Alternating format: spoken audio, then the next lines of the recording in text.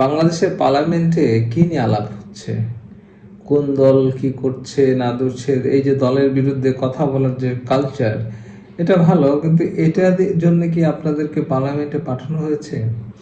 বাংলাদেশের মৌলিক যে সমস্যাগুলো রয়েছে সেগুলো নিয়ে আপনাদের কোনো রকমের কোনো কথা বলতে দেখছি না।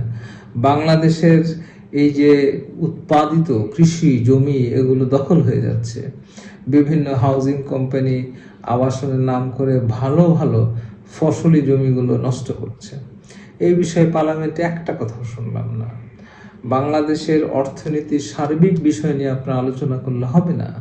প্যাসিফিক যে সুনির্দিষ্ট সমস্যা রয়েছে সেগুলো নিয়ে আপনাদের কোনো কথাবার্তা নেই।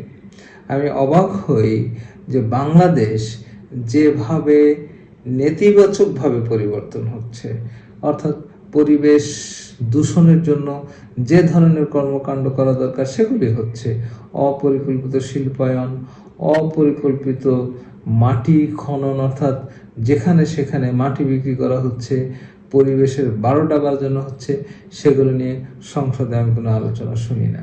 হ্যাঁ, এমপিরা তাদের এলাকার রাস্তাঘাটের কথা বলেন, কিন্তু সার্বিক দেশের পরিস্থিতির উন্নয়নের জন্য যে কিছু কর্ম পরিকল্পনা, কিছু কৌশল, কিছু সাজেশন চোখে আঙ্গুল দিয়ে পলিসি মেকার বা যারা ক্ষমতায় আছেন তাদেরকে বলা যে এটা করা উচিত, যানজটের জন্য পরিকল্পনা দেওয়া উচিত, একটা এমপি নিজে একটু কষ্ট করে খেটে গবেষণা করে কিছু ম্যান পাওয়ার দরকার হলে রাখেন।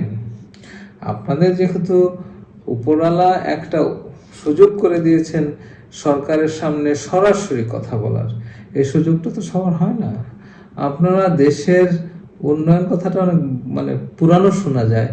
দেশের এই যে সমস্যাগুলো রয়েছে, যেগুলো মানুষ প্রতিদিন ফেস করছে, এগুলো নিয়ে একটু গবেষণা করেন না, একটু আলোচনা করেন নিজেদের মধ্যে, পার্টিতে আলোচনা করেন, বড় আকারে গভর্নমেন্টকে বলেন। এইভাবে যদি আপনারা নিজেদের এলাকা নিয়ে থাকেন, ঠিক আছে, আপনাদের এলাকার জন্য পাঠানো হয়েছে, কিন্তু আপনার এলাকায় প্রভাব পড়ে পুরো অর্থনৈতিক দেশের উপরে। দেশ যদি ভালো থাকে আপনার এলাকার লোক ভালো থাকবে। এই যে রাজধানীতে কার না আসতে হয় বলেন? আপনি যে এলাকার এমপি সে এলাকার লোককেও তো ঢাকায় আসতে হয়, সে এলাকার মানুষও তো ঢাকায় চাকরি বাকরি করে। আপনাকে ঢাকা শহরকে সুন্দর করা আপনারও দায়িত্ব।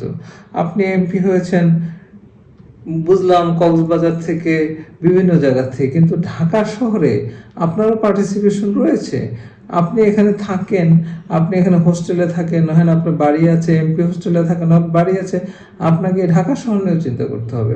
আরেকজন এমপির যে এলাকা, সেই এলাকার আপনার এলাকার কিছু কমন সমস্যা রয়েছে, কিছু জাতীয় সমস্যা রয়েছে, যেগুলো সব এলাকায় রয়েছে। এগুলো সমাধানের জন্য কথা বলতে হবে। সেই কথা বলার জন্য দরকার হলে একটু গবেষণা করেন, দরকার হলে কিছু ম্যান পাওয়ার আপনারা খরচ করেন না। আপনাদের টাকা পয়সা কম থাকলেও আপনাদের প্রভাব তো রয়েছে। অনেকে বলেন আমাদের টাকা পয়সা নাই, এমপিরা বলেন, ঠিক আছে, কিন্তু আপনাদের কথা তো মানুষ শুনে, প্রশাসন শুনে। তাদেরকে নিয়ে আপনারা কিছু করেন এবং সরকারকে বলেন। শুধু দলীয় ব্যাপার, ইতিহাস এগুলো নিয়ে যদি এখনো থাকেন, তাহলে দেশবাসী কি বলবে আপনাদের?